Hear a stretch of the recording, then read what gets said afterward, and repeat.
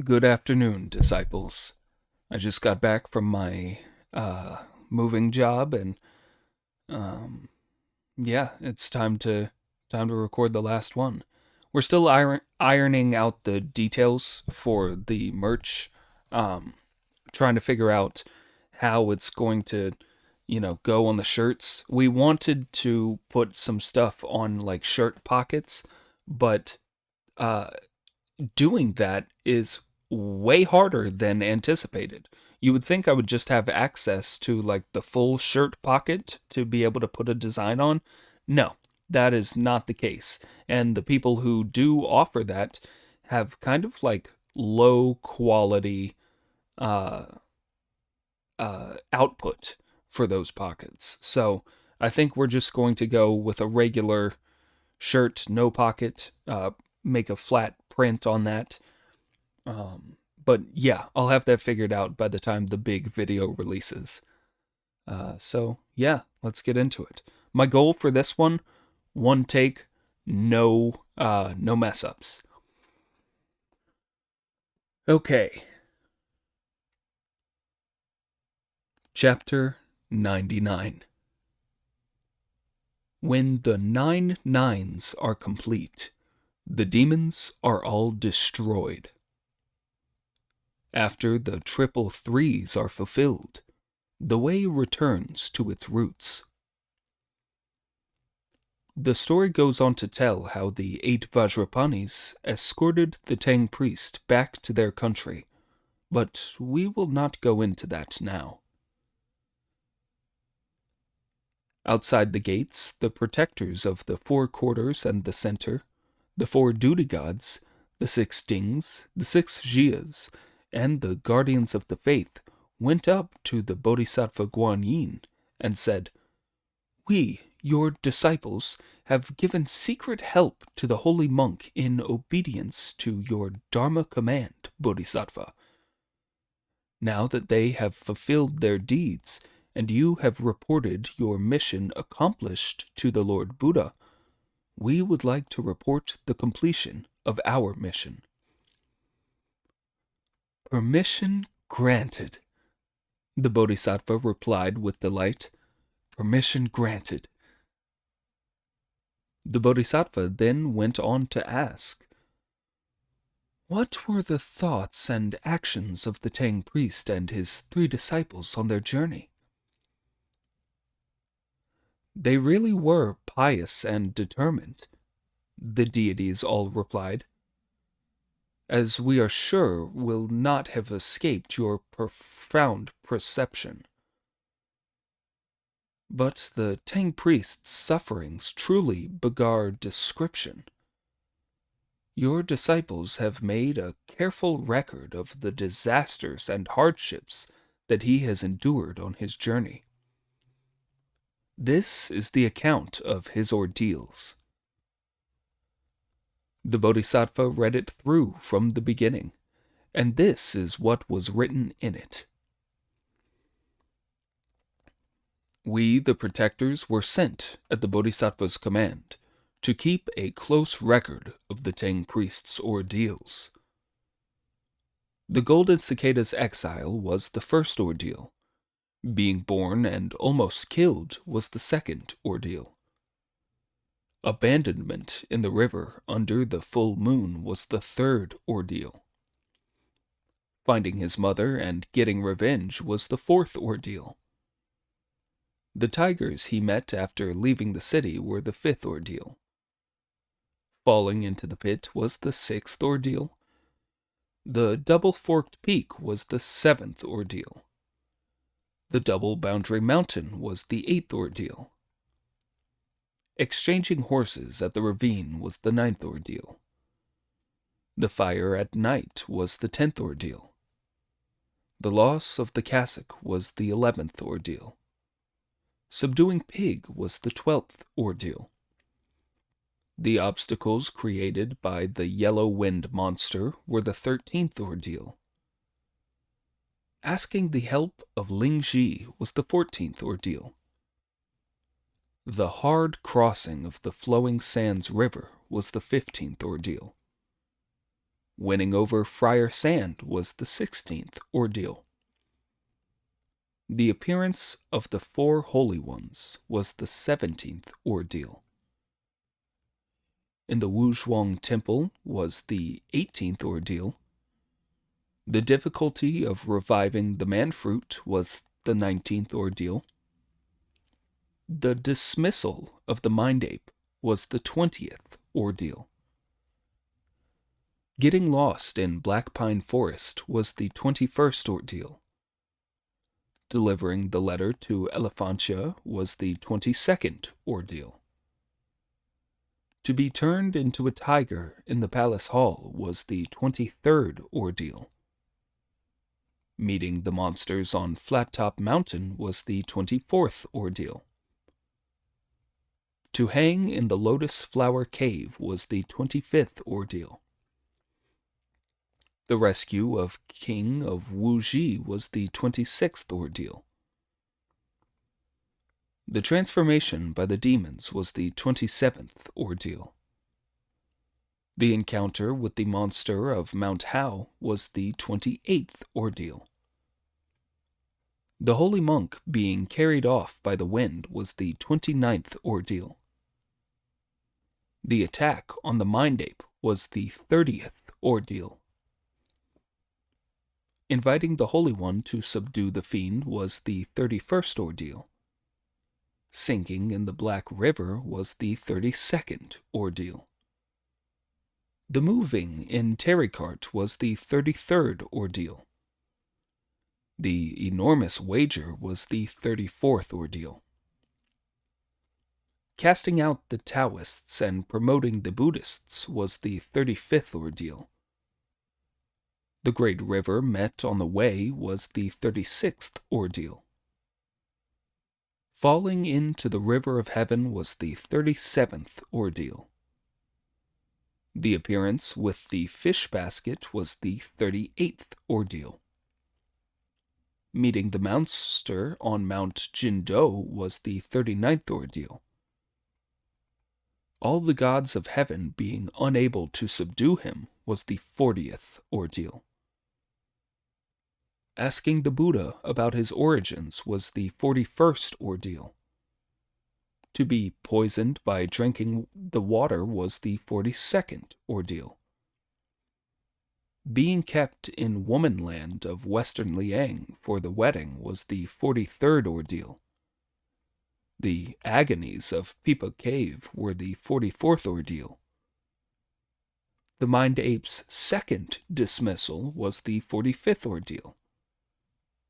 Telling the macaques apart was the 46th ordeal. Being held up by the fiery mountains was the 47th ordeal. Obtaining the plantain leaf fan was the 48th ordeal. Tying up the Demon King was the 49th ordeal. Sweeping the pagoda in Jisai City was the 50th ordeal. The recovery of the treasures and the rescue of the monks were the 51st ordeal. Reciting poems in the Thorn Forest was the 52nd ordeal. Trouble in the Lesser Thunder Monastery was the 53rd ordeal. The capture of the heavenly gods was the 54th ordeal. Being stopped by the filthy runny persimmon lane was the 55th ordeal. Healing in Purpurea was the 56th ordeal. Saving from debility was the 57th ordeal. Subduing fiends and rescuing the queen was the 58th ordeal.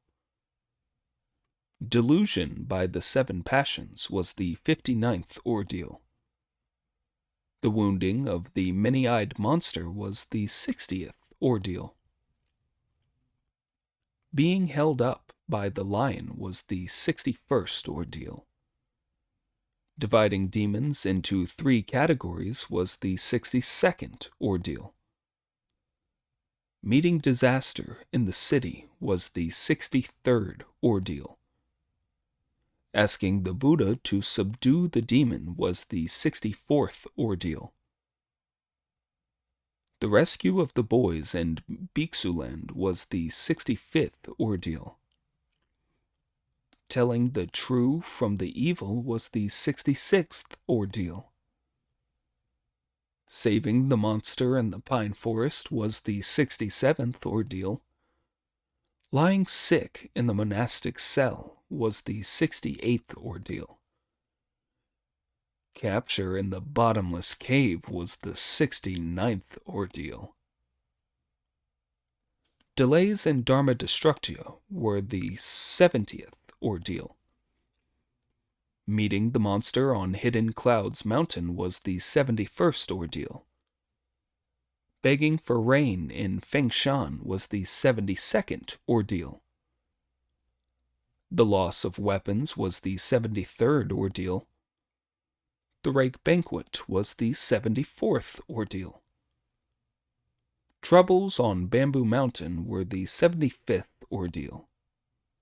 Suffering in Dark Essence Cave was the 76th ordeal. Catching Rhinoceros was the 77th ordeal. Being required to marry in India was the 78th ordeal.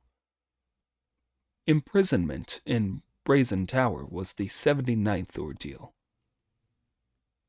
Casting of the body at the Lingyang Crossing was the 80th ordeal.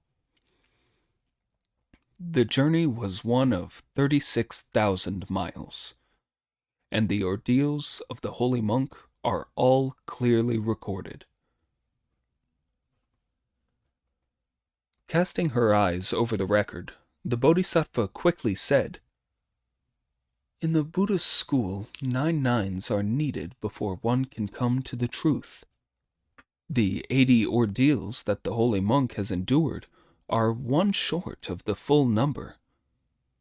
Go after the Vajrapanis," she ordered a protector, "and tell them to create another ordeal." The protector headed east by cloud as soon as he was given this order, and after a day and a night, he caught up with the 8 Vajrapanis. "It's like this, you see," he said, whispering in their ears in explanation, adding, "So you must do as the Bodhisattva commands and not disobey." When the 8 Vajrapanis heard this, they stopped the wind with a swishing sound and dropped the 4 of them to the ground, horse, scriptures, and all. Oh dear! It was a case of the way of reaching the truth through the 9 nines is hard. Hold fast to your determination to stand at the mysterious pass. Only through rigorous effort can the demons be repelled. Perseverance is essential to the true Dharma's return. Do not make the scriptures for something easily won. Of many a kind were the hardships endured by the holy monk. The marvelous union has always been hard to achieve. The slightest mistake, and the elixir will not be made. As his feet touched common ground, Sanzang felt alarmed. "Marvelous," said Pig, roaring with laughter. "Just marvelous. It's a case of more haste, less speed." "It really is marvelous," said Friar Sand. "They're giving us a rest here after going so fast." "As the saying goes," remarked the great sage, "wait 10 days on a sandbank, then cross 9 in a single day." "Stop arguing, you 3, said Sanzang. "Find out which way we have come and where we are." "We're here," said Friar Sand after looking all around. "We're here. Listen to the water, master." From the sound of the water, I suppose it must be your family home, observed Brother Monkey. His home is the river of flowing sands, said Pig. No, it's not that, replied Friar Sand. It's the river of heaven. Take a careful look at the other side, disciple, said Sun Zong, at which Monkey sprang into the air, shaded his eyes with his hand, and took a careful look around. Master, he said after coming down again, this is the west bank of the river of heaven. I remember now, said Sanzong. On the east bank there is Chen family village. When we came here the other year, they were so grateful to us for rescuing their son and daughter that they wanted to build a boat to take us across, but the white soft-shelled turtle carried us over. As I recall, there was no sign of human life anywhere on the west bank. Whatever are we to do now? They say that common mortals can be sinners, said Pig. But the Vajrapanis who serve the Buddha in person are too. The Buddha ordered them to bring us back east, so why have they dropped us halfway home? We're stuck now. However are we going to get over? Stop complaining, brother, said Friar Sand.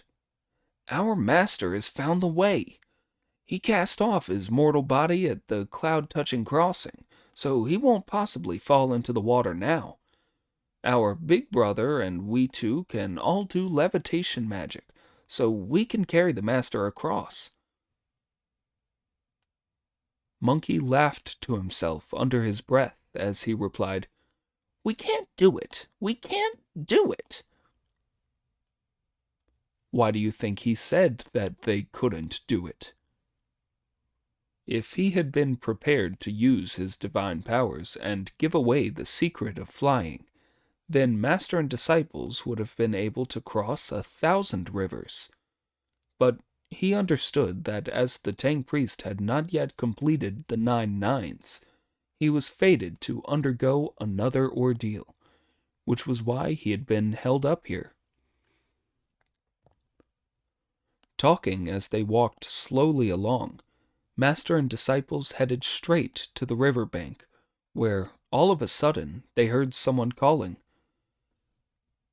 This way, Tang priest, this way! They were all surprised, and when they looked up, there was no sign of anyone around, and no boat either.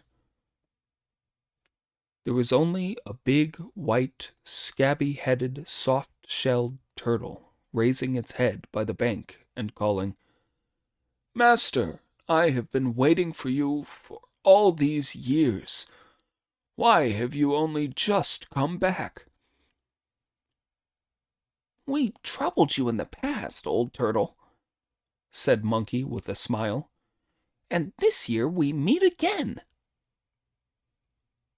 Sanzang, Pig, and Friar Sand were all delighted. If you really do want to look after us, come ashore, Monkey said, at which the turtle climbed out of the river with a bound. Monkey had the horse tied to the turtle, with Pig squatting behind the horse's tail.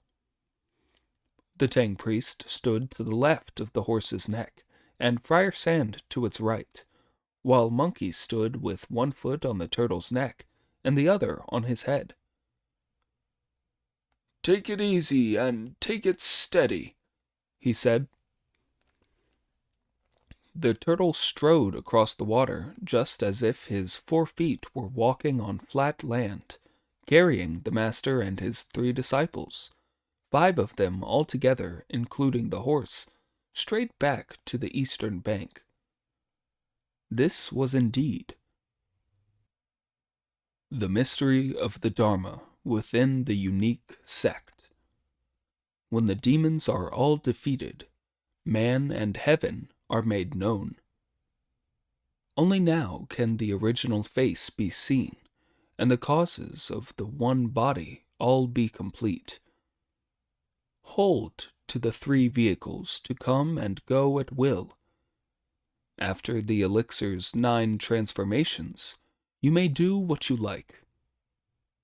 Carry your bundle, let your staff fly, and understand the inexpressible.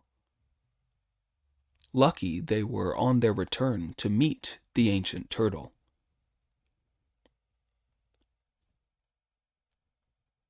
Carrying them on his back, the ancient soft-shelled turtle walked across the waves for the best part of a day. It was nearly evening when, as they approached the east bank, he suddenly asked, "Venerable Master, some years ago I begged you when you reached the west and saw our Tathagata Buddha to ask him when I would be converted and how long I would live." Now, ever since the venerable elder had reached the western heaven, bathed in the Jade Truth Temple, cast off his mortal body at the cloud-touching crossing, and walked up the Vulture Peak, his heart had been set only on worshipping the Buddha. And when he met all the Buddhas, Bodhisattvas, holy monks, and others, his whole mind had been devoted to fetching the scriptures. He had given no attention to anything else, and so had not asked about how long the ancient turtle would live. Having nothing he could say, and not daring to lie to or deceive the turtle, Sanzang was quiet for a long time and gave no reply. When the turtle realized that Sanzang had not asked the questions on his behalf, he gave a shake of his head and submerged with a loud splash, dropping the 4 of them, horse, scriptures, and all, into the water. Oh dear! But luckily the Tang priest had cast off his mortal body and achieved the way. If he had still been as he had before, he would have sunk to the bottom. It was also lucky that the white horse was a dragon, that Pig and Friar Sand could swim, and that Brother Monkey gave a smiling and magnificent display of his great powers as he lifted the Tang priest out of the water and up the east bank. The only thing was that the bundles of scriptures, the clothes, and saddle were all soaked. Master and disciples had climbed up to the bank to get themselves sorted out when a fierce wind suddenly blew up, turned the sky dark, and amid thunder and lightning, stones and sand flew all around. This is what could be seen. A wind throwing heaven and earth into chaos. Thunder rocking mountains and rivers. Lightning flying like fire through the clouds. Mists covering all of the earth. The wind howled. Loud roared the thunder. The lightning streaked red, while clouds blocked out the moon and the stars. The wind-blown dust drove into the face, and tigers and leopards hid in terror. The lightning flashes set birds cawing, and trees all vanished in the spreading mists. The wind whipped up the waves of the river of heaven. The thunder terrified the fish and dragons in the river of heaven. The lightning lit up the whole of river of heaven. The mists enshrouded in darkness the banks of the river of heaven. Splendid wind! Mountains toppled, pines and bamboo fell. Splendid thunder! Its majesty alarmed insects and spread terror. Splendid lightning! It moved across the sky and lit up the wilds like golden snakes. Splendid mist! darkening the whole of space, obscuring the 9 heavens. This alarmed Sanzang, who pressed down on the bundles of scriptures, while Friar Sand held down their carrying pole, and Pig clung to the white horse. Monkey, however, swung his iron cudgel around with both hands as he kept guard to both left and right. Now the wind, mist, thunder, and lightning were all signals made by evil demons who wanted to steal the scriptures that had been fetched. They tried all night to grab them until the dawn. Only then did they stop. The venerable elder, whose clothes were all soaking wet, shivered and shook as he said, "How did all this start, Wukong?" "Master," Brother Monkey replied, snorting with fury, "you don't understand the inner truth. By escorting you to fetch these scriptures, we have won the great achievement of heaven and earth. You will enjoy perpetual youth, and your Dharma body will never decay.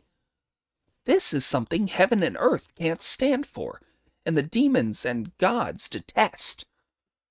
They wanted to come and steal them in the darkness. But because the scriptures were soaked through, and your true Dharma body was holding them down, the thunder could not bombard them, the lightning could not illuminate them, and the mist could not obscure them. It was also because I whirled my iron cudgel around to make its pure positive nature protect them. Since dawn, the positive has been in the ascendant again, which is why they can't take them now." Only then did Sanzang, Pig, and Friar Sand realize what had happened, and all express unbounded thanks. A little later, when the sun was shining from high in the sky, they took the scriptures to the top of a high cliff, opened the bundles, and put them out to dry. The rocks on which the scriptures were dried in the sun remain there to this day. Then they spread their clothes and shoes out to dry beside the cliff, while they stood there, sat down, or leapt around. Indeed, the pure positive body was happy in the sun, when negative demons dared not use their might. Even when water is dominant, the true scriptures will win. Not fearing wind or thunder, lightning, mist, or light. After this clarification, they come to the true perception. From now on, they will reach the immortals' land in peace. On the rocks where scriptures were dried, their traces still remain. Never again will any demons come back to this place. As the four of them were checking through the scriptures and drying them in the sun, one by one some fishermen who were passing the river bank lifted up their heads and saw them there. One of the fishermen recognized them and said, "Venerable teachers, didn't you cross this river the other year when you were on your way to the western heaven to fetch the scriptures?" Yes, yes, said Pig. that's right. Where are you from? How did you know who we are? "We're from Chen village," the fisherman replied. How far is Chen village from here? Pig asked. "It's 7 miles south from this gulch," the fisherman said. Let's take the scriptures to Chen village and dry them there, said Pig. There's somewhere we can stay there, and we'll be able to get something to eat. Besides, we can get their family to wash our clothes. That'll be best, won't it? We will not go there, said Sanzang. When we have dried everything here, we can pack up and find our way back. The fisherman, who passed the gulch to the south, happened to meet Chen Chang. You two old gentlemen, they called. The teachers who want to be sacrificed instead of your children the other year have come back. Where did you see them? Chen Chang asked. Drying their scriptures in the sun on the rocks, the fisherman replied. Chen Chang then took several of his tenants across the gulch, saw the pilgrims, and hurried towards them to kneel and say, My lords, now that you are coming back with your scriptures, your achievement completed and your deeds done, why don't you come to my house? Why are you hanging around here? Won't you please come straight to the house? We'll go with you when we've dried our scriptures in the sun, Monkey replied. How did your scriptures and clothes all get wet, my lords? Chen Chang asked. The other year, the white soft-shelled turtle kindly carried us west across the river, Sanzang replied. And this year he carried us across it eastwards. We were approaching the bank when he put some questions to me about the inquiries he had asked me to make with the Lord Buddha about how long he would live. Now I never made this inquiry, so he soaked us all in the water. That was how they got wet. Sanzang then told the whole story in all its details, and as Chen Chang was so sincere in pressing his invitation, Sanzang could do nothing but pack up the scriptures.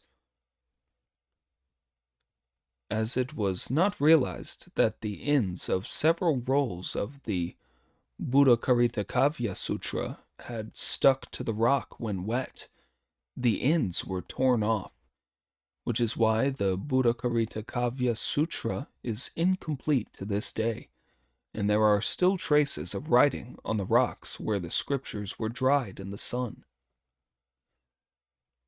We were careless, Sanzang said with remorse.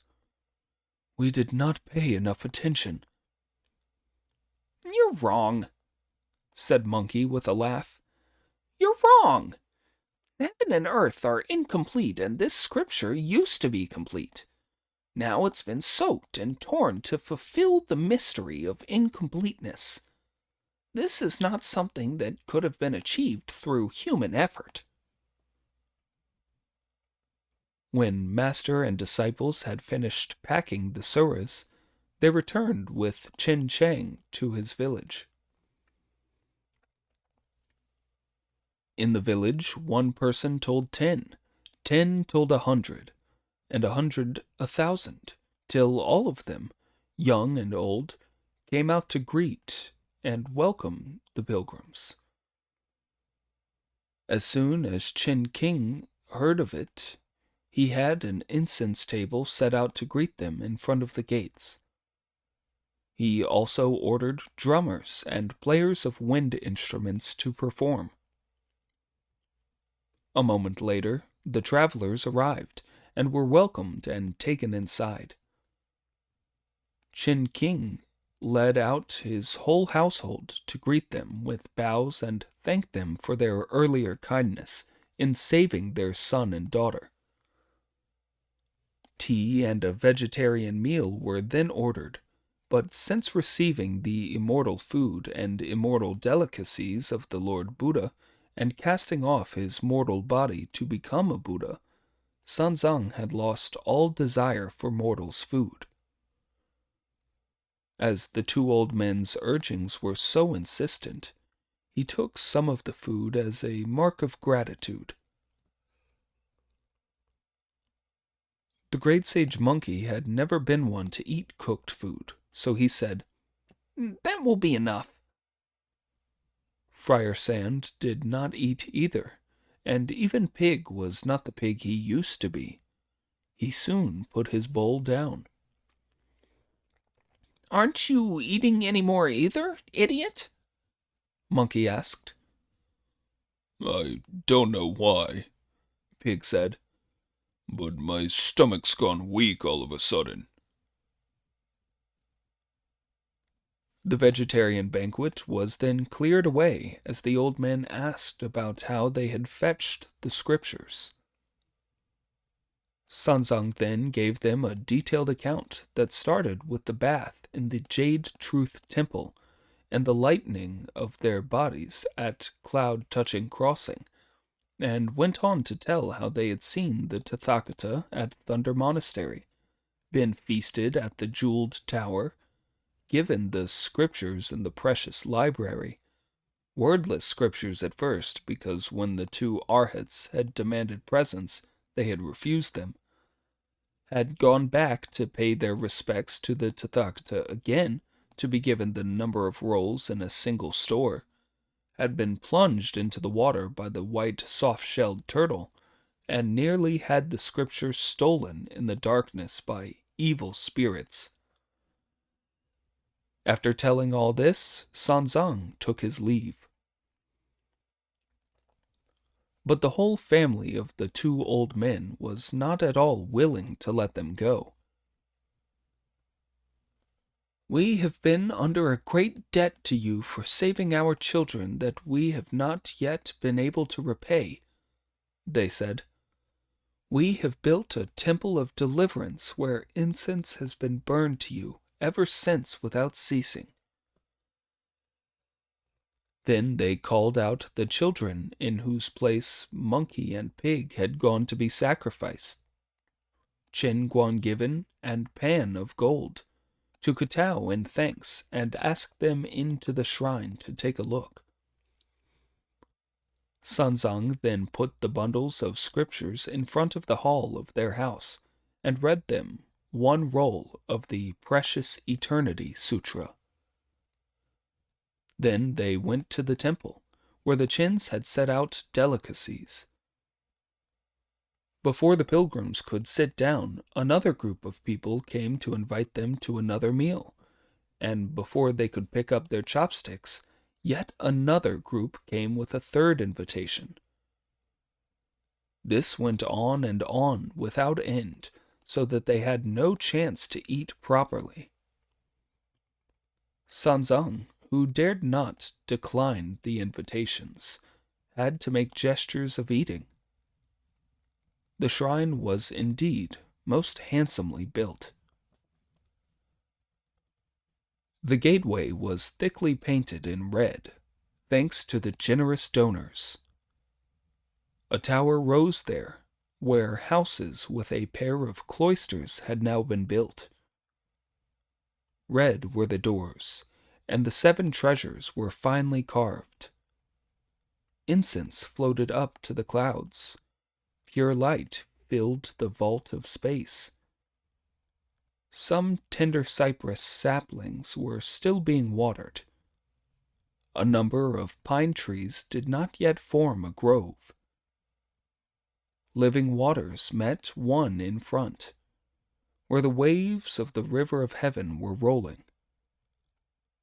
High cliffs rose behind, where range upon range of mountains joined the earth dragon.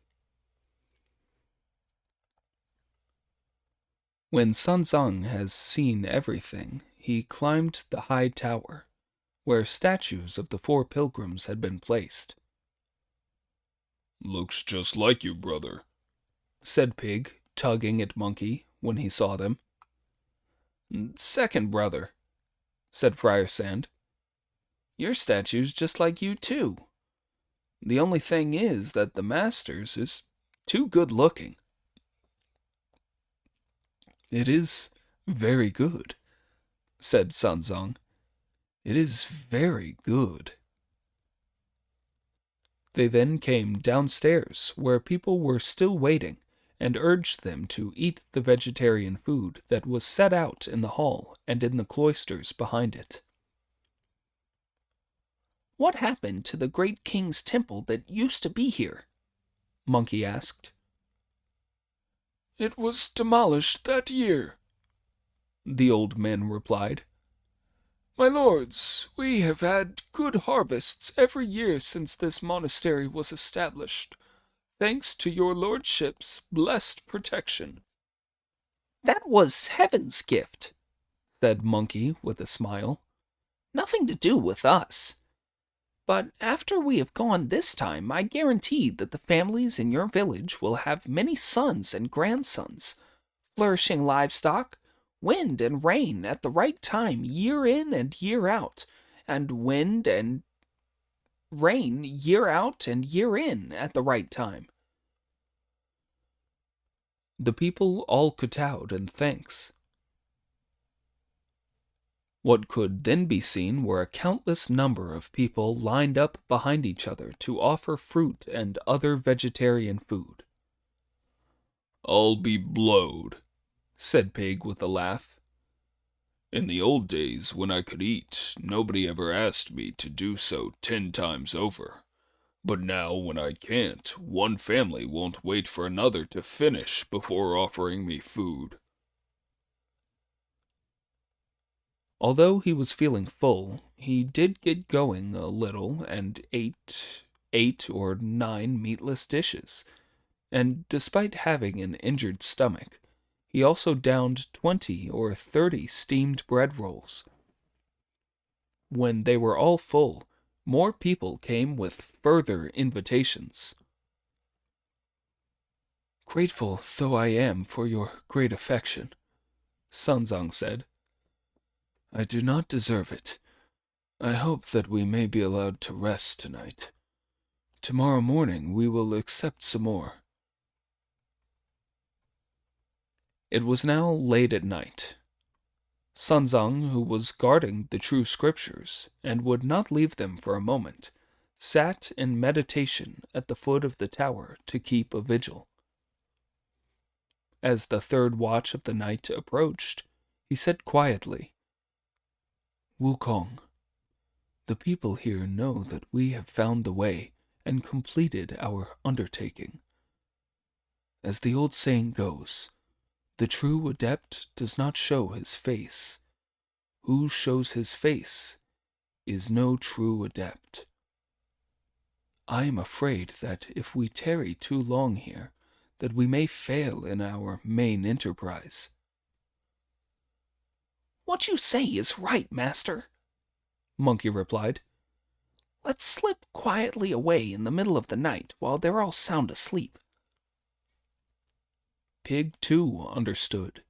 Friar Sand comprehended very clearly, and the white horse also knew what he meant. So they got up, quietly loaded the packs, shouldered the poles, and carried the things out along the cloister. When they reached the main gates and found them locked, Monkey used unlocking magic to open the inner gates and the main gates. They followed the path east, only to hear the 8 Vajrapanis calling from mid-air. Come with us, escapers. The venerable elder then smelt incense as he rose up into the air. This was indeed a case of, when the elixir is formed, one sees the original face. When the body is strong, one can then visit one's sovereign. If you do not know how he saw the Tang Emperor, listen to the explanation in the next installment.